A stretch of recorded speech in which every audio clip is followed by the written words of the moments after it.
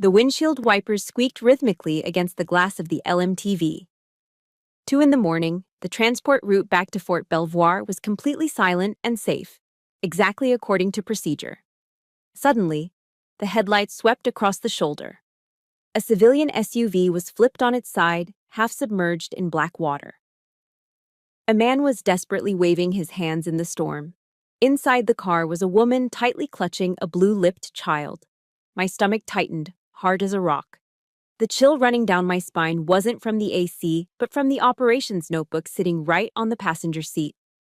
Rule number 4 strictly forbade stopping. My chest constricted, my breathing became rapid, my hands gripping the steering wheel until my knuckles turned white. I looked in the rearview mirror, that father's pleading eyes drilling deep into my soul. If I hit the gas and kept going, they would freeze to death. If I stopped, a 12-year career would be wiped out by a brutal disciplinary report. The radio crackled uselessly. I gritted my teeth, slammed the brakes, sending the 5-ton truck skidding on the soaked asphalt. I couldn't be an emotionless obedience machine. I was Lieutenant Millie Evans, and tonight I accepted trading my rank to fight for the lives of these 3 strangers. Was the price of compassion too high? I slapped the hazard lights. The amber glow pulsed weakly against the pitch-black Virginia night, barely cutting through the curtain of rain. I kicked the door open, and the wind nearly tore the heavy steel plating right off its hinges, slamming it back toward my face. The rain felt like gravel pellets hitting my exposed skin. I jumped down. Immediately, the freezing mud of the backwoods ditch swallowed my tactical boots, rising past my ankles with a sickening squelch. The water had already risen to the man's waist. He was bashing his bloody elbow against the rear window, panic making his movements jagged and wild. My baby is stuck." His scream was swallowed by a crack of thunder that shook the ground beneath my feet. I didn't think about regulation number 4 anymore. Standing there in the deluge, waist-deep in freezing sludge, the SOP manual dissolved. There was only one order left, the one I learned in Sunday school back in the foothills, not in basic training: do not walk on by. I had to drag them out of this death trap before the flash flood took us all. "Stand back," I roared over the gale, ripping the crowbar from the side utility mount of the truck. I swung hard. Crack. The rear safety glass shattered, the sound mixing with the terrifying, high-pitched wail of an infant. The woman inside was pale, shock setting in. She was curled around the baby like a human shield, trying to push her last bit of body heat into the child. I waded through the rushing current, the water tugging at my legs like invisible hands. My fingers were numb, clumsy blocks of ice as I hooked the heavy steel toe chains onto the SUV's undercarriage frame. Click. Lock. I couldn't shake. This wasn't a drill at the motor pool. This was life or death. I signaled the man to hold on tight, then scrambled back up into the LMTV's high cab. I threw it into low gear. "Come on, big girl," I whispered to the engine. I eased off the clutch. The massive tires spun in the mud for a heart-stopping second, spewing sludge, before they bit into the asphalt. The truck groaned, the chain pulled taut, and slowly, agonizingly, the SUV slid out of the grave and onto the shoulder. We didn't speak much on the ride. I couldn't take them to the base. The MPs at the gate would arrest me on the spot for unauthorized civilians. We found a Motel 6 about 15 miles off route, the vacancy sign flickering like a beacon in the storm. I helped them check in. It was a cheap place, smelling of stale smoke and bleach, but it was dry. Once they were safe in the room, I turned to leave. The father, still shivering violently under a thin motel towel, reached out and grabbed my wrist. His eyes dropped to the name tag on my soaked uniform. Evans. He stared at it like he was memorizing a scripture. "You don't know what you just did, Lieutenant," he rasped, his voice breaking. "You saved my whole world." I forced a smile, but it felt crooked on my frozen face. "Just keep that baby warm. That's your only mission now." The walk back to the truck felt like the longest mile I'd ever walked. The cabin was empty now, silent except for the drumming rain. It smelled of wet canvas, mud, and the metallic tang of adrenaline fading away. I sat there for a moment, my hands shaking uncontrollably now that the crisis was over. I checked the dashboard clock. 04:30, I was 2 hours behind schedule. The military GPS system, the Blue Force tracker, didn't lie. It had logged every second of my unauthorized stop, every mile of my detour. It was all there in digital red ink. I knew exactly what was waiting for me at the gates of Fort Belvoir. It wouldn't be a commendation. It wouldn't be a medal. It would be Colonel Briggs. I could almost see him sitting in his office, sipping his Starbucks, waiting to tear me apart. I felt a sudden, crushing weight of loneliness in that cab. I needed to believe that somewhere outside of this army base, people still understood that human life comes before a rulebook. If you believe I made the right choice tonight, please hit that like button to stand with me. And tell me in the comments, just type, I would, if you would have stopped your truck for them too. Knowing you weren't alone makes this easier. I started the engine, swallowing the bitter taste of bile in my throat. I had just played the Good Samaritan, just like the Bible said. But in the eyes of the U.S. Army, I had just become a deserter. I put the truck in gear and headed toward my execution. At 0600, the fist pounding on the door of my transient quarters wasn't a wake-up call. It was a summons. I hadn't even had time to peel off my soaked uniform or scrub the Virginia clay from my skin. 2 military police officers stood in the hallway, their faces stone cold. Colonel Briggs wants to see you, Lieutenant, now. They marched me across the base like a criminal. I was still wearing the evidence of my crime. My tactical pants were heavy with dried mud, my boots squelched with every step, and my hair was plastered to my skull. We walked into Administration Building A, a glass and steel fortress that hummed with efficiency. The transition was brutal. Outside, the world was wet and chaotic. Inside Colonel Briggs's office, it was a climate-controlled sanctuary. The air conditioning was set to a crisp 68 degrees, humming softly. The room smelled expensive, not like the motor pool's burnt coffee, but like a fresh brew from a high-end machine. A Starbucks cup sat steaming on the corner of his mahogany desk, the mermaid logo mocking my exhaustion. Colonel Briggs didn't look up when I entered. He was reviewing a file, his reading glasses perched on the end of his nose. He didn't tell me to stand at ease. He left me standing at the position of attention, rigid, just inside the door. 5 minutes passed, then 10. The silence was a weapon. I started to shiver, the freezing AC cutting through my damp layers. A drop of muddy water fell from the hem of my jacket and landed on his pristine beige carpet with a soft plip. Then, another. Plip. I was staining his sanctuary, and I knew he was letting it happen on purpose, a silent humiliation before the storm. Finally, 15 minutes in, Briggs took off his glasses. He looked at the puddle forming around my boots, then up at my face. His eyes were devoid of humanity. He looked at me the way one looks at a cockroach that has scurried into a clean kitchen. Lieutenant Evans, he said, his voice quiet but sharp enough to cut glass. Do you labor under the delusion that the United States Army provides you with a $500,000 light-medium tactical vehicle so you can operate it as your personal Uber? I swallowed hard, my throat dry. Sir, there was a civilian vehicle overturned, a flash flood. There was an infant, blue in the face. They were dying. Bam! Briggs slammed his open palm on the desk. The sound cracked through the room like a pistol shot. I flinched instinctively. I don't care if it was the President of the United States, Briggs roared, standing up. Procedure is procedure. You deviated 15 miles off your logged route. You put sensitive military cargo at risk because of some bleeding heart impulse. He walked around the desk, circling me like a shark. He stopped right next to my ear. I could smell his cologne, clean, expensive, overpowering the smell of swamp mud on me. You know, Evans, he whispered, his voice dripping with venom. I have always said that females have no place in tactical transport. You are a liability. You see a few tears and you forget your discipline. It's biology. You can't help your weak, emotional nature. The insult hit me harder than the cold. He wasn't just attacking my decision. He was attacking my existence in this uniform. He was reducing 12 years of perfect service record down to my gender. You want to play Mother Teresa? He sneered, stepping back to look me up and down with disgust. Fine. But don't do it while wearing that flag on your shoulder. You are defiling it with your incompetence. I clenched my hands behind my back, my fingernails digging into my palms until I felt the skin break. I locked my knees. Do not cry, I told myself. Do not let him see you break. I would not give him that satisfaction. Briggs walked back to his desk and pulled a single sheet of paper from a folder. The header was red. Go more. General Officer Memorandum of Reprimand.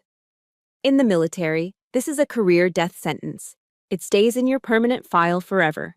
It screams failure to every promotion board. Sign this, he said, his voice bored now, the rage replaced by bureaucratic coldness. As of this morning, you are stripped of your convoy command. Your driving privileges are revoked. He picked up a pen, a sleek, silver thing, and tossed it at me. He didn't hand it to me. He tossed it. It hit my chest and clattered to the floor, landing right in the middle of the dirty puddle of water dripping from my clothes. From tomorrow, you will report to basement level, warehouse B, Briggs said, picking up his coffee and taking a slow, deliberate sip. Your new duty is inventory. We have a backlog of toilet paper and socks that need counting.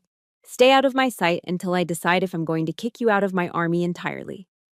I looked down at the pen lying in the mud. I had saved 3 lives last night. A father, a mother, and a baby were alive right now because of me. And this was my reward. Slowly, painfully, I bent down. My stiff joints cracked. I picked up the wet pen, the mud smearing onto my fingers. I placed the paper on the corner of his desk, trying not to drip on the wood, and signed my name. My hand shook so badly the signature looked like a jagged scar. Millie Evans. I wasn't just signing a reprimand, I was signing away my dignity. I placed the pen back on the desk. Briggs didn't even look up. He had already moved on to the next file, erasing me from his world as if I were nothing more than a stain on his carpet. Warehouse B was located 3 stories underground, a concrete bunker where the sun never rose and the air always smelled of stale cardboard and damp cement. It was a tomb for careers, and now it was my office. For 12 years, my hands had commanded the steering wheels of massive tactical vehicles, feeling the raw power of diesel engines vibrating through my bones. Now, my weapon of choice was a plastic barcode scanner that cost $20 at Office Depot. Beep. 200 pairs of wool socks, size large, I muttered to the empty aisle. My voice sounded hollow, bouncing off the metal shelves that stretched up to the flickering fluorescent lights. Beep. 500 rolls of single-ply toilet paper. Every beep was a reminder of how far I had fallen. Colonel Briggs knew exactly what he was doing. He didn't just want to punish me, he wanted to break me. He wanted to bore me into submission until I voluntarily signed my own discharge papers just to escape the silence. I felt less like a soldier and more like a malfunctioning robot that had been tossed into the scrap heap. By 1200 hours, the silence was deafening. I needed to see human faces, even if they were hostile. I clocked out and headed up to the mess hall. The cafeteria was loud, a chaotic symphony of clattering trays and soldiers shouting over one another. But the moment I stepped into the serving line, the volume dropped. It wasn't total silence, but it was the kind of sudden hush that hits you in the gut. Heads turned, whispers rippled through the room like a contagion. I kept my eyes on my tray, loading it with a dry hamburger patty and a scoop of corn. I walked toward the back corner, looking for an empty table in the shadows. I almost made it. Heads up! A shoulder slammed into mine, hard enough to make me stumble. My tray tilted, sending the plastic cup of water splashing over my hand. I regained my balance and looked up into the grinning face of Lieutenant Miller. Miller had always been a yes man, the kind of officer who polished his boots more often than he trained his platoon. He loomed over me, playing to the audience. "Whoa there, Evans," he boomed, his voice carrying across the silent room. "Watch where you're walking. I heard you're trying to win a Nobel Peace Prize with Army equipment now. Next time you want to play superhero on the taxpayer's dime, maybe ask permission first." A cruel ripple of laughter broke out from the table behind him. "We don't want to have to clean up your mess again," Miller sneered, leaning in close. "Stick to the toilet paper inventory. It suits you." I didn't say a word. I couldn't. If I spoke, I would scream.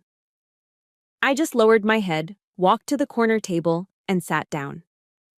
The hamburger tasted like sawdust.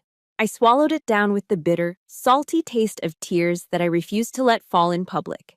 I couldn't stay there. I dumped my tray and slipped out the back exit, finding refuge near the old payphone bank behind the kitchen. It was a relic, rarely used now that everyone had smartphones, but it offered a shred of privacy. I dialed the number I knew by heart. It rang 3 times before a familiar voice picked up in rural Virginia. Hello? Millie, is that you, baby?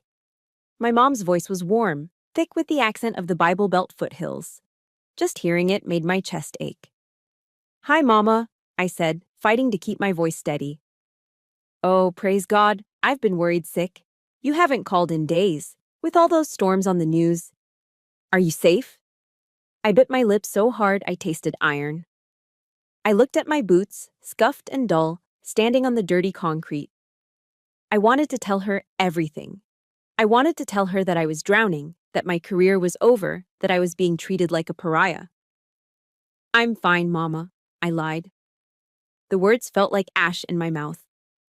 Actually, I got a new assignment. It's an administrative role, desk work. It's much safer than the convoys. I heard her let out a long, heavy sigh of relief. Oh, thank you, Jesus. I always prayed you'd get off those dangerous roads. I'm so proud of you, Millie. You're doing such important work. Yeah, Mama, important work. We said our goodbyes. As soon as the line clicked dead, I slid down the wall and curled into a ball on the floor. The lie hurt worse than Miller's shoving. I was protecting her peace by sacrificing my own truth. Here. A rough, calloused hand appeared in my vision, holding a steaming styrofoam cup. I jumped, wiping my eyes frantically as I looked up. It was Sergeant First Class Morales. He was an institution at Fort Belvoir, a 30-year veteran with skin like leather and eyes that had seen things most people only saw in movies. He didn't mock me. He didn't ask why I was crying. He just offered the cup. Drink, he grunted. Black, strong, it'll put the steel back in your spine. I took it, the heat seeping into my cold fingers. Morales leaned against the wall next to me, looking out at the rain. Don't listen to those idiots in there, Lieutenant, he said quietly. He rolled up his sleeve, revealing a jagged white scar running from his elbow to his wrist. See this? Fallujah, 2004. I got demoted for carrying a wounded Marine onto a chopper instead of securing a crate of ammo. Command said I prioritized sentiments over assets. He looked down at me, his dark eyes intense and unyielding. Ammo crates can be replaced, ma'am. Human souls cannot. He took a sip of his own coffee, his gaze drifting toward the administration building where Briggs sat in his ivory tower. The colonel can strip your rank, Morales said, his voice dropping to a reverent whisper. He can put you in a basement, but he cannot touch your honor. You did the right thing that night on Route 17. God is your witness, and that is the only promotion board that matters. For the first time in 3 days, the crushing weight on my chest lifted, just an inch. I wasn't alone. In this dark, damp basement of a world, a lighthouse had just flickered on. The scuttlebutt moved through the barracks faster than a wildfire in a drought. By 0400 hours, long before the sun even thought about rising over the Potomac, the entire base was awake and in a state of controlled panic. General Warren was coming. He wasn't just some Pentagon bureaucrat pushing papers. General Warren was the Vice Chief of Staff of the Army, a legendary 4-star general with a reputation for eating incompetent commanders for breakfast. His visits weren't social calls. They were audits of the soul. Immediately, Fort Belvoir transformed into what we cynically call a dog and pony show. It's a theater production designed to hide rot behind a facade of perfection. From the loading dock of Warehouse B, I watched the absurdity unfold. Private first-class soldiers were on their hands and knees, scrubbing the concrete sidewalks with toothbrushes. I saw a squad painting brown patches of dying grass with green spray paint just so the lawn would look vibrant from the general's passing motorcade. It was fake. It was desperate. And down in my basement exile, counting socks, I hoped that the storm would stay up there on the surface and leave me alone. I was wrong. At 1,000 hours, the phone on the concrete wall rang. It was the administration building. Colonel Briggs wanted to see me. Again. This time, when I walked into his office, the atmosphere had shifted. The air wasn't charged with the explosive rage from yesterday. It was heavy with cold calculation. Briggs was standing by the window, watching the manic preparations outside. He turned around and for the first time, he smiled. It wasn't a warm smile. It was the smile of a shark that smells blood in the water. "Lieutenant Evans," he said, his voice smooth, almost sweet. "Please, take a seat." I remained standing. "I prefer to stand, sir." "Suit yourself." He walked over and leaned against the edge of his mahogany desk, crossing his arms casually. "Tomorrow morning, General Warren will be holding a command briefing in the war room. He wants a full report on incident rates and logistical anomalies." He paused, studying my face like he was reading a map. "I have an opportunity for you, Millie. A chance at redemption." My stomach turned. He never used my first name. "I want you to present the incident from the other night," he continued. "But we need to frame it correctly. You will stand up there and you will tell the general that you had a lapse in judgment. You acted on emotion, panicked, and deviated from the route due to inexperience." He stepped closer, his voice dropping to a conspiratorial whisper, as if we were partners. "And then you will say that thanks to my swift intervention and strict disciplinary guidance, the situation was contained and protocol was restored. You are the example of a mistake. I am the example of the correction. Do you understand?" I stared at him, horrified. He wanted me to perjure myself. He wanted me to paint myself as an incompetent fool just so he could look like a strong leader in front of a 4-star general. He wanted to use my act of mercy as a stepping stone for his own promotion. "Sir," I said, my voice trembling with suppressed anger, "I saved a family. I won't stand there and lie. I won't say it was a mistake." Briggs's smile vanished instantly. The shark eyes returned, dead and flat. "Listen to me very carefully, Millie," he hissed, stepping into my personal space until I could smell the coffee on his breath. "You have 18 years of service. You are exactly 2 years away from your 20-year mark. You are 2 years away from a full pension for life, 2 years away from guaranteed health care and a secure retirement."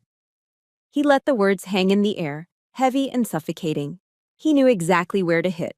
I came from nothing in the Virginia coal country. That pension was my only safety net. Without it, I was just a middle-aged woman with a bad back and no civilian skills, facing an old age of poverty. "If you embarrass me in front of General Warren," Briggs said, his voice dropping to a lethal quiet, "I will ensure your discharge papers cite gross misconduct. You will be kicked out with an other than honorable discharge. You will lose your pension. You will lose your benefits. You will leave this army with nothing but the shirt on your back." He leaned back, checking his manicured fingernails. "So, you have a choice. Be my puppet for 10 minutes, or be homeless by Christmas." I felt the blood drain from my face. It was blackmail, pure and simple. But it was blackmail I couldn't fight. The system was rigged, and he held the keys. "Go home," Briggs ordered, dismissing me with a wave of his hand. "Iron your Class A uniform. Make sure those creases are sharp. I want you to look like a repentant, disciplined soldier tomorrow. That is an order." That night, my small transient room was filled with the hissing sound of a steam iron. Hiss, press, hiss, press. I laid my dress uniform jacket on the board. The dark fabric looked almost black in the dim light. I pressed the iron down, flattening the wrinkles, just like Briggs was flattening my soul. The steam rose up, clouding the cheap mirror on the wall. I looked up at my reflection, but the face looking back was blurry, distorted by the fog. I didn't recognize myself anymore. I wasn't the brave lieutenant who jumped into a freezing flood to save a child. I was a coward. I was a woman terrified of losing her paycheck, terrified of the future, willing to sell her honor to a tyrant just to survive. I hung the uniform on the door. It looked perfect, stiff, hollow, just like me. Tomorrow, I would walk onto that stage and play my part. I was no longer a soldier. I was just a prop in Briggs's show. That night, the rain returned to Fort Belvoir. It wasn't the violent storm of the other night, but a steady, rhythmic drumming against the tin roof of the transient barracks. Tap, tap, tap. It sounded like the ticking of a doomsday clock, counting down the seconds until my execution. I lay on the narrow bunk, staring up at the springs of the empty bed above me. The room was dark, but sleep was impossible. My mind was a battlefield. Tomorrow morning, I would stand in front of the Vice Chief of Staff of the Army, a man whose shadow alone commanded respect, and I would have to look him in the eye and call myself a failure. I would have to lie. I would have to burn down 12 years of hard work just to keep Colonel Briggs warm in a seat of power. Was it worth it? For a pension? For health insurance? I reached under my pillow, my fingers brushing against cracked leather. It was a small Bible, the pages worn thin and yellowed with age.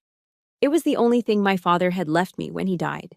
He was a coal miner from the Appalachians, a man with dust in his lungs and steel in his spine. The black lung took him piece by piece, but it never took his dignity. I turned on the small reading light, shielding it with my hand so I wouldn't wake the others. I opened the book. It naturally fell open to the Gospel of Luke. I didn't need to read the words. I knew them by heart. It was the story of the man beaten and left half dead on the side of the road, ignored by the priest and the Levite, but saved by the Samaritan. I could almost hear my father's raspy voice, the way it sounded between coughing fits. "Millie, baby," he used to say, sitting on the porch swing. "You can be poor. You can be a nobody in the eyes of the bank or the government, but you can never be poor in honor. When you wake up in the morning and look in that mirror, you have to like the person looking back at you. If you don't, no amount of money will fix it." My finger traced the final command in red letters. Go and do likewise. I had done likewise, Daddy. I had stopped. I had helped. But why did the price have to be everything I had? Why was God punishing me for obeying him? The tears finally came, hot and silent, soaking into the pillowcase. I felt totally abandoned. There was no angel in the room, just the smell of damp wool and the crushing weight of tomorrow. By 0500, the rain had stopped. I got up before the sun. I sat on the edge of my bed with my dress boots and a tin of kiwi polish. The ritual of the spitshine is meditation for a soldier. Small circles, swish, swish, swish. Water, wax, friction. I focused entirely on the toe of the boot until the black leather disappeared and became a black mirror. "Looking sharp, Evans." I froze. Lieutenant Miller was leaning against the doorframe, holding a travel mug of coffee. He was already in his dress blues, looking smug. "You really are going all out for your big apology tour, huh?" He walked over, looking down at me with that pitying smirk that makes you want to scream. "Don't worry about the truck. Once Briggs kicks you to the curb, I promised him I'd take good care of your vehicle. Might even paint my name on the driver's door. Lieutenant Miller has a nice ring to it, don't you think?" He patted my shoulder, a condescending, heavy pat. "Come on, don't look so grim. Maybe soldiering just isn't in your DNA. You're a nice lady. Go back to Virginia, find a husband, settle down, leave the heavy lifting to the men." Rage, white-hot and blinding, flared in my chest. I wanted to throw the boot at him. I wanted to scream that I could outdrive and outlift him any day of the week. But I didn't. I just looked at my reflection in the toe of the boot. Go and do likewise. "Excuse me, Lieutenant," I said, my voice dead calm. "I have to finish getting ready." He laughed, shaking his head as he walked away. "Suit yourself. Break a leg out there." 800 hours.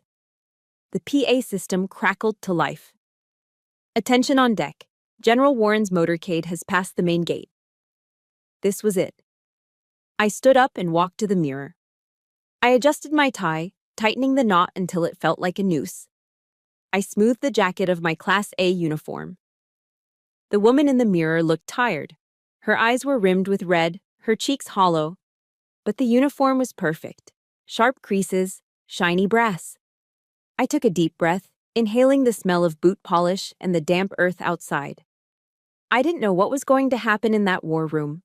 I could lose my pension, I could lose my career. I could end up scanning groceries at Walmart for the rest of my life. But as I pushed open the heavy metal door of the barracks, something shifted. The storm had broken. The morning sun was cutting through the clouds, hitting the wet pavement and making it shine like diamonds. The light hit my face, warm and blinding. I blinked, and in that split second, the fear evaporated. It was replaced by a strange, cold clarity. I wasn't Briggs's puppet. I wasn't a female liability. I was the daughter of a coal miner who died with his soul intact. I was Lieutenant Millie Evans. I squared my shoulders, lifted my chin, and stepped out into the light. I was ready to face the fire. The war room was colder than a meat locker. I don't know if they kept the thermostat at 60 degrees to keep the servers from overheating or to keep the officers awake, but the chill cut right through my dress uniform. It was a sterile, windowless chamber dominated by a massive, polished mahogany table. At the far end, flanking a large projection screen, stood the American flag and the Army flag, their gold tassels still and heavy. At the head of the table sat General Warren. I had seen him on CNN and in official portraits, but seeing him in person was different. He didn't look like a movie general. He wasn't barking orders or chomping on a cigar. He was small, almost unassuming, with gray hair cropped close to his scalp. But the 4 silver stars on each of his shoulders caught the fluorescent light with a terrifying brilliance. He radiated a quiet, absolute authority that made the air in the room feel thin. Around the table sat his staff. Bird colonels and majors with clipboards, sitting frozen like statues. No one spoke, no one moved. The only sound was the hum of the projector fan and the turning of pages as General Warren silently reviewed the briefing packet. I stood in the back corner, the designated spot for the accused, feeling smaller than a speck of dust. "Proceed," General Warren said. He didn't look up. Colonel Briggs practically leapt into action. He strode to the front of the room, clicking a laser pointer with the confidence of a man who believes his own hype.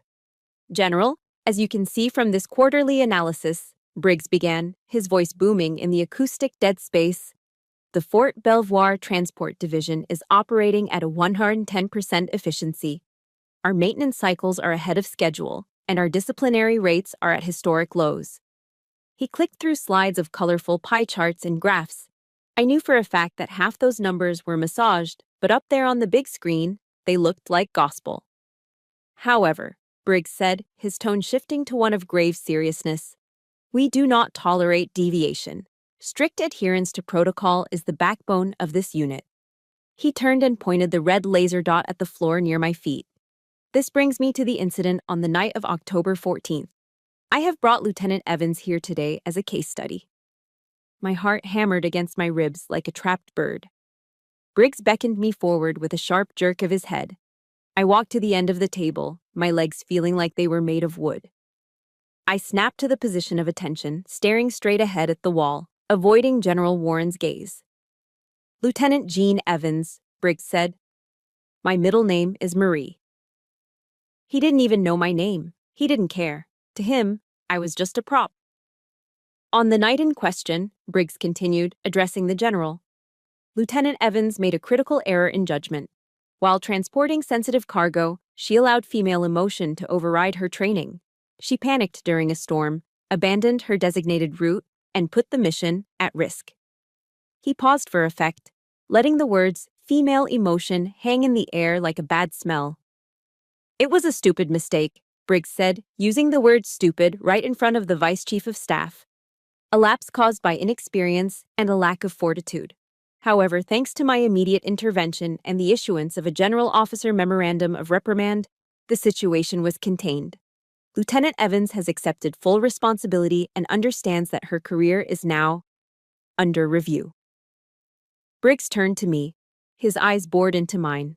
I could see the threat written clearly in his gaze. "Say it. Admit you were stupid. Save your pension." "Lieutenant," Briggs barked, "confirm for the general that your actions were a result of poor judgment and that you accept the disciplinary measures." I opened my mouth. The script was ready. "Yes, sir. It was my fault, sir. I was scared, sir. I thought about the 2 years left until retirement. I thought about the health insurance I needed for my back. I thought about being homeless at 40. The fear was a physical weight pressing down on my lungs, suffocating me. In that moment, standing between a lie that would save me and a truth that could destroy me, I felt paralyzed. The room started to spin. I felt totally alone against a giant. If you believe that the truth is worth more than a paycheck, please hit that like button to give me strength. And tell me in the comments, just type truth if you want me to defy him and speak up. Knowing you are standing right here with me is the only thing keeping me on my feet. I took a breath, but the words wouldn't come out. My throat had closed up. Wait. The single word cut through the tension like a knife. It wasn't loud, but it stopped the world. General Warren hadn't moved. He was still looking down at the file, but now, slowly, he closed the folder. He took off his reading glasses and set them on the mahogany table with a deliberate click. Then, he looked up. He didn't look at Colonel Briggs. He looked past him, straight at me. His eyes were steel gray, sharp and piercing, but they didn't hold the anger I expected. They were searching. It was a look of intense, almost unnerving recognition. "Lieutenant Evans," the general said. His voice was quiet, but it carried a weight that made the hair on my arms stand up. Ignore the colonel's flowery language for a moment. He pushed the go more paperwork, the career death sentence I had signed, to the side, as if it were trash. "I want to hear it from you," Warren said, directly. "What exactly did you do at 0200 hours on October 14th on Route 17? Briggs turned pale. He stepped forward, trying to block the general's view of me. "General, she is confused. She has already admitted." General Warren didn't even turn his head. He simply raised one hand, palm out, silencing Briggs instantly. "I am asking your soldier, Colonel," Warren said, his voice dropping an octave, deadly and cold. "Not you." He locked eyes with me again, waiting. The silence in the room was deafening. The charade was cracking, and I was the only one holding the hammer. I swallowed hard, and the sound loud in my own ears. My heart was hammering against my ribs so violently I thought everyone in the silent war room could hear it. Briggs was staring at me, his eyes wide and threatening, silently screaming at me to stick to the script. Say it. Say you were stupid. Save your pension. But I couldn't do it. Standing there under the glare of the Vice Chief of Staff, I realized that if I was going to lose my career today, I wasn't going to lose my soul with it. "General," I said. My voice shook, but the words were clear. "I did stop my vehicle, unauthorized." Briggs nodded slightly, a smirk tugging at the corner of his mouth. He thought I was folding. "But it wasn't a mistake due to inexperience," I continued, lifting my chin. "I saw a civilian SUV overturned in a flash flood. The water was rising. There was a baby inside, blue from hypothermia. I used my LMTV to tow them to safety because if I hadn't, they would be dead right now." I locked eyes with General Warren, bracing myself for the explosion. Beside me, I heard Briggs inhale sharply, ready to interrupt, ready to bury me. But the explosion didn't come. General Warren didn't scream. He didn't order the MPs to drag me out. Instead, he slowly stood up. He walked around the massive mahogany table, his footsteps echoing on the polished floor. He stopped right in front of me. "Lieutenant Evans," he said, his voice unreadable, "I have 3 questions for you." "Yes, sir." "First," he said, holding up one finger. "Was the sensitive military cargo you were hauling damaged or compromised in any way during this rescue?" "No, sir," I answered instantly. The seals remained intact. The load was secure. "Second, did you complete your mission and deliver the payload to the depot?" "Yes, sir. I arrived 45 minutes behind schedule, but the delivery was completed." "Third," Warren said, leaning in slightly, "was any soldier or civilian injured during the operation of your vehicle?" "No, sir. Everyone walked away safe." General Warren nodded slowly. He stood there for a long moment, the silence stretching until it felt like a physical weight. Then, he spun on his heel, turning his back on me to face Colonel Briggs. The calm demeanor vanished. His eyes were suddenly blazing with a cold, terrifying fire. "So," Colonel Briggs, Warren said, his voice dropping to a dangerous growl. You stand here and tell me that saving 3 American lives without compromising a single piece of Army property is what you call— What was the word you used? Stupid? Briggs turned the color of ash. He stammered, his confident facade crumbling instantly. General. Sir. Rules are rules. We have strict protocols. She was reckless. She acted on emotion. Bam! General Warren slammed his open hand onto the table. The sound cracked like a gunshot, making every officer in the room jump. Reckless? Warren roared. You call that reckless? He reached into the breast pocket of his dress uniform and pulled out a photograph. He slapped it down onto the polished wood, sliding it across the table until it stopped right in front of Briggs.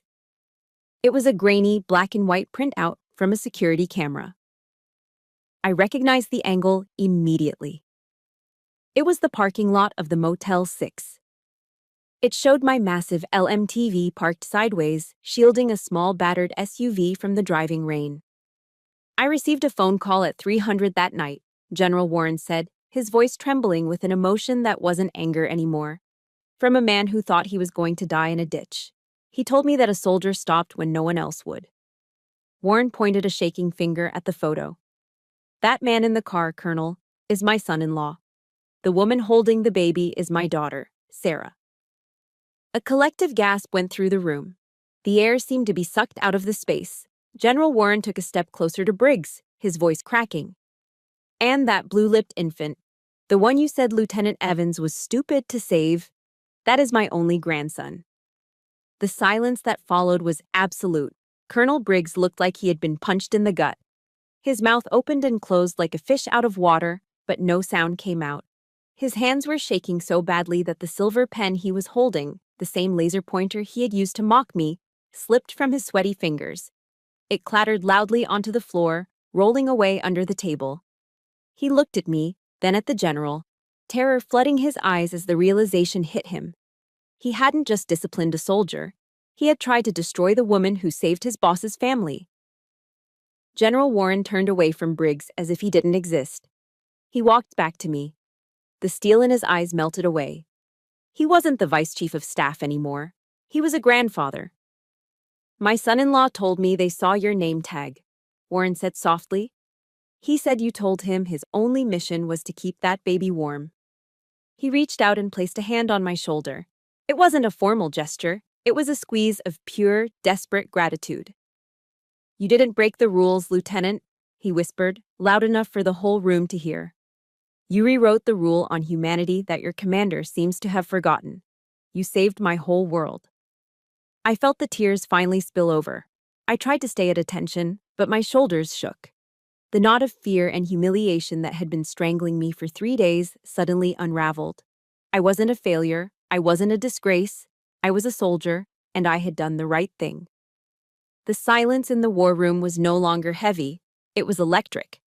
All eyes were glued to Colonel Briggs, who was sweating so profusely that beads of perspiration were dripping onto his stiff collar. The confident, arrogant commander who had strutted around the room 5 minutes ago with his laser pointer was gone. In his place was a desperate man trying to salvage a career that was rapidly disintegrating. General, sir, Briggs stammered, his voice rising in panic. He looked around the room for support, but found none. Please, you have to understand. I had no idea. I didn't know it was your daughter. If I had known it was your family involved, obviously, I would have authorized the stop. I would have sent an escort. Stop! General Warren cut him off. The word was soft, but it hit with the force of a physical blow. The general looked at Briggs with an expression of pure, unadulterated disgust. That is precisely the problem, Colonel, Warren said, shaking his head slowly. If you had known it was my family, you would have pinned a medal on her chest yourself. You would have rolled out the red carpet. But because you thought they were just anonymous civilians, just nobodies dying in a ditch, you tried to destroy her. Warren took a step closer, towering over the shrinking colonel. A soldier's integrity is not measured by who they save, Colonel. It is measured by who they are.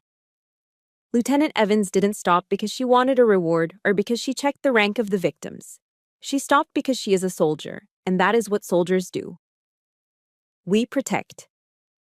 Briggs opened his mouth to speak, desperate to spin the narrative, but Warren silenced him with a glare that could peel paint. I saw your base this morning, Briggs, Warren continued, gesturing vaguely towards the window. I saw the painted grass. I saw the privates scrubbing the sidewalks with toothbrushes. You spend so much time polishing the surface, making things look pretty for the brass, that you've let the core rot. He pointed a finger directly at Briggs's chest. You measure leadership by spreadsheets and perfectly creased uniforms. But leadership isn't about control. It's about trust. You have built a unit based on fear. You have turned brave men and women into emotionless machines who are terrified to do the right thing because they might get a reprimand. You almost crushed the only officer in this room who still has a moral compass. Briggs hung his head, his shoulders slumped. He knew it was over. The room was witnessing a live execution of a career. General Warren walked back to the table and picked up the Go-More, the official reprimand that Briggs had forced me to sign, the paper that was supposed to end my career. He held it up for a moment, letting every officer in the room see the lie written in black and white. Then, with a slow, deliberate motion, he tore it in half. Rip! The sound was incredibly loud in the quiet room.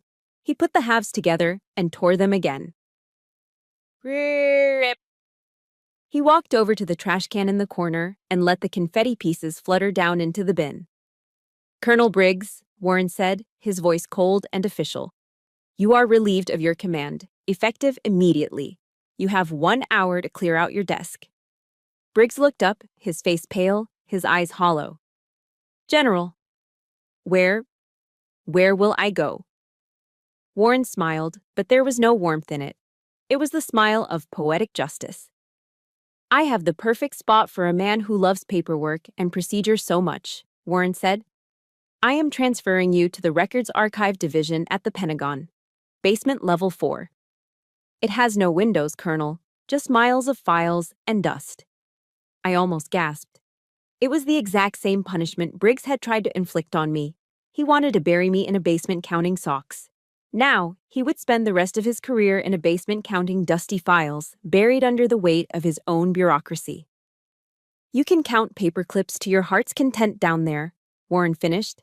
At least in the basement, you can't hurt anyone else. Now, get out of my sight. Briggs didn't salute. He couldn't. He just turned and walked out of the war room. He moved like an old man, his footsteps dragging on the polished floor. As he passed the table of staff officers, no one looked at him. No one offered a sympathetic glance. He was a ghost walking out of his own life. When the heavy door clicked shut behind him, the tension in the room finally broke. I looked around. The atmosphere had completely shifted. The other officers, majors, and lieutenant colonels who had looked at me with disdain or indifference just 10 minutes ago were now looking at me differently. The contempt was gone, replaced by something I hadn't seen in a long time. Respect. Caution. Yes, but respect. My eyes found Lieutenant Miller across the room. The man who had mocked me, who had told me to go home and find a husband, was staring at his boots. His face was flushed red. He couldn't even meet my gaze. I stood a little taller. I hadn't sought revenge. I hadn't shouted or fought back with insults. I had simply stood on the truth, and the truth had set me free. Justice had been served, not by a sword, but by a grandfather's gratitude. After the officers filed out of the war room, leaving the heavy echoes of Colonel Briggs's downfall behind them, General Warren signaled for me to stay. The room was quiet now, the air scrubbed clean of the suffocating tension that had choked it for the last hour. The general didn't sit back down at the head of the massive mahogany table.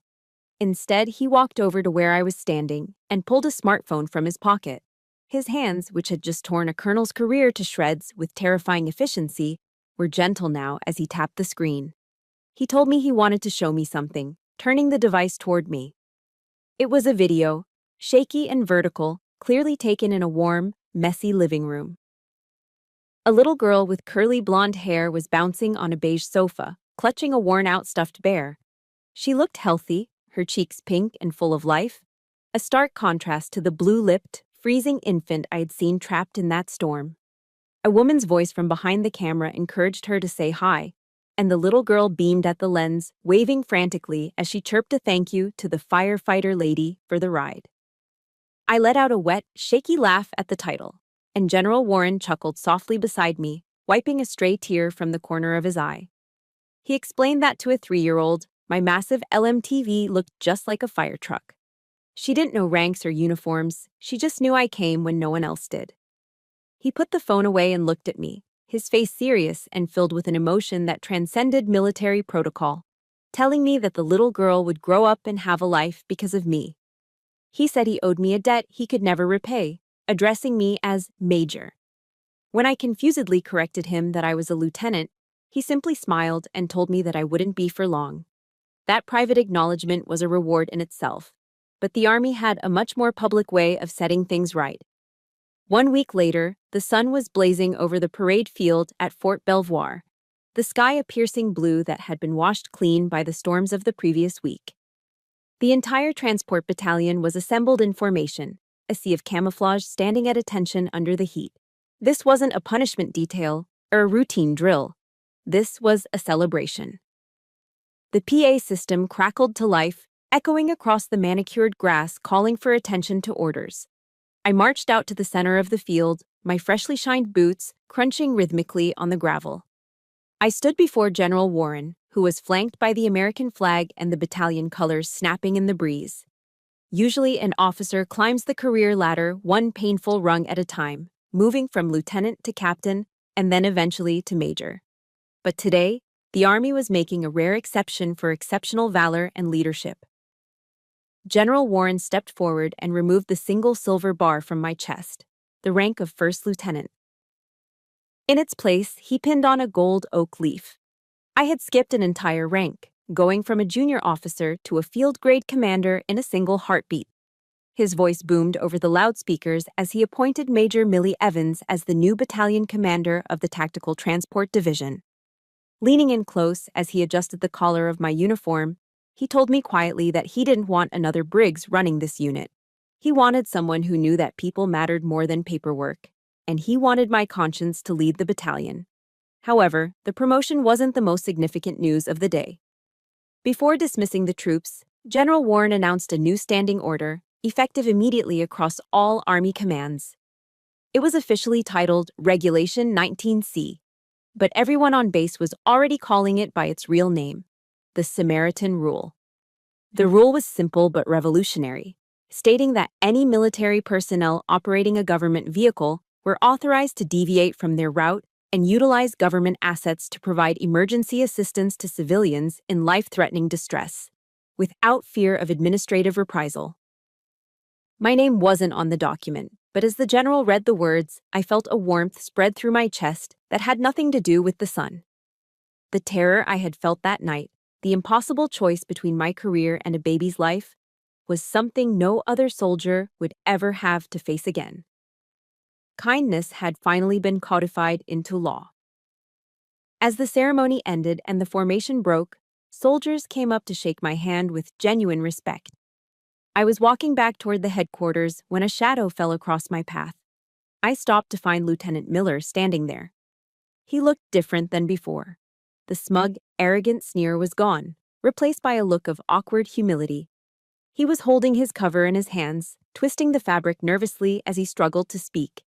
He quietly congratulated me and then stumbled through an apology for his past comments about me not belonging and needing to find a husband. He looked down at his boots, admitting he had been a jerk. I looked at him, remembering the rage I felt when he mocked me in the barracks. I could have used my new rank to humiliate him or assigned him to the basement inventory duty. But then I thought of Sergeant Morales and his lesson that human souls cannot be replaced. If I crushed Miller now, I was no better than Briggs. I extended my hand firmly. I told him it was forgotten, and as he took my hand in a firm grip, I gave him a small smile. I ordered him back to work with one piece of advice: never laugh at someone trying to do the right thing, because he never knew when he might need a Samaritan himself. Miller nodded, and for the first time, the salute he gave me was genuine. I watched him walk away, then turned toward the motor pool with a full heart. I had a battalion to run, and for the first time in my life, I truly felt like I was exactly where I belonged. 1 year had passed since the storm that changed everything, and the seasons in Virginia had turned a full circle. The dogwood trees outside the administration building were shedding their leaves, painting the sidewalks in shades of russet and gold. I sat behind the large mahogany desk, the same desk where Colonel Briggs used to sit and clean his fingernails while ignoring his soldiers. But the room felt different now. Under Briggs, this office had been a fortress, sealed tight with blinds drawn, and the air conditioning set to a meat locker chill.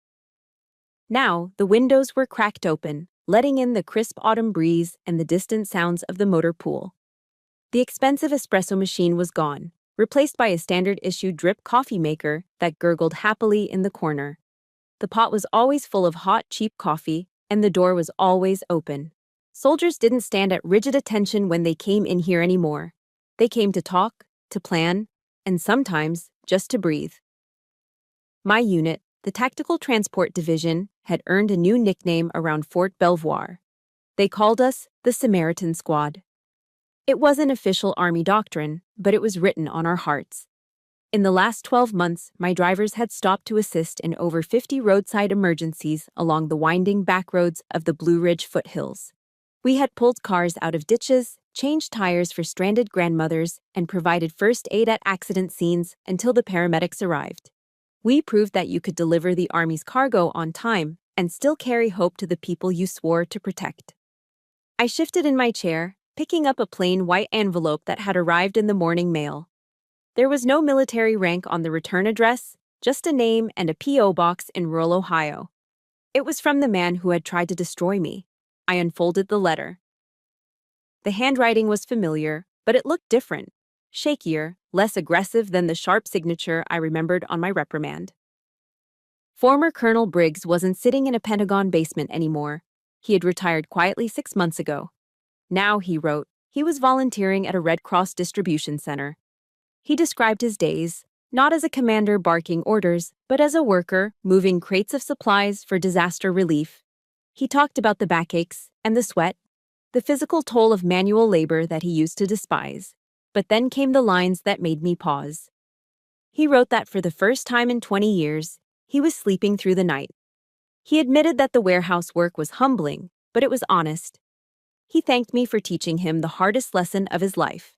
That honor isn't something you wear on your shoulder loops, it's something you carry in your chest.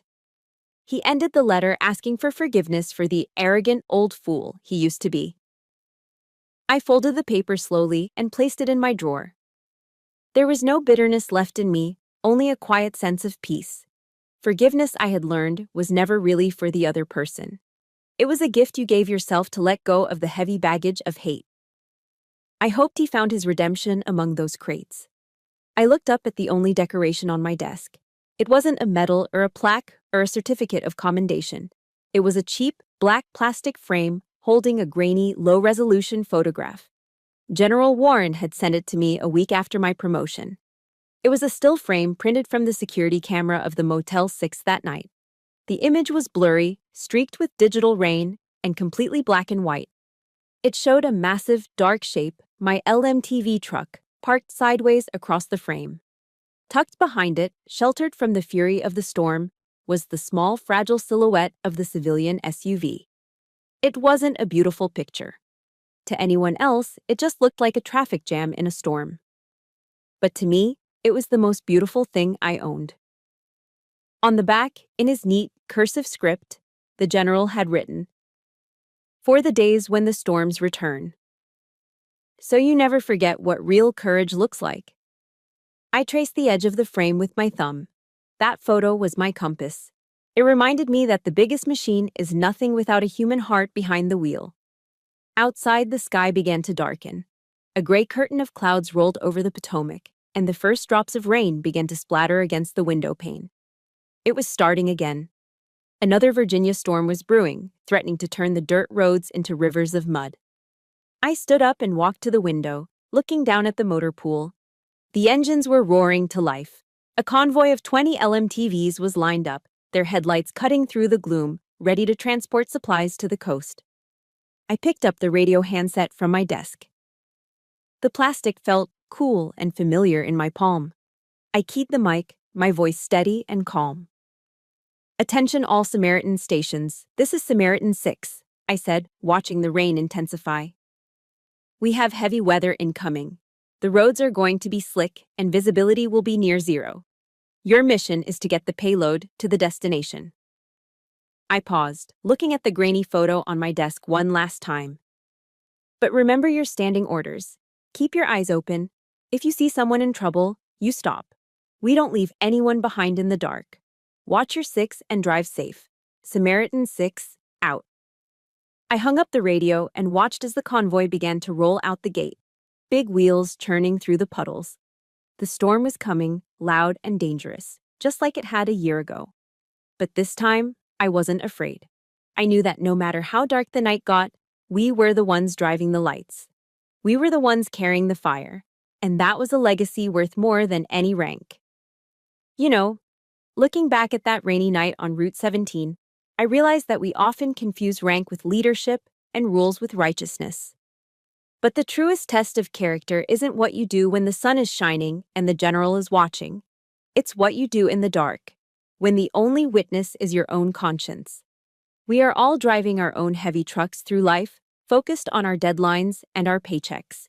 It is easy to just keep driving, but never let your schedule become more important than a human soul. Real honor isn't something that can be pinned on a uniform or framed on a wall. It is earned in the mud, by lifting others out of their storms. Always choose to be the Samaritan. Now, I want to turn the radio over to you. I know I'm not the only one who has faced a hard choice. Have you ever had to break a rule to do what you knew was right? Or maybe you were the one stuck in the ditch, praying for headlights to appear. I read every single comment, so please share your story below. I'd be honored to hear it. If my journey inspired you today, please hit that like button and subscribe to the channel. It helps us keep these stories of hope rolling down the road. Until next time, keep your eyes open and never leave anyone behind. Over and out.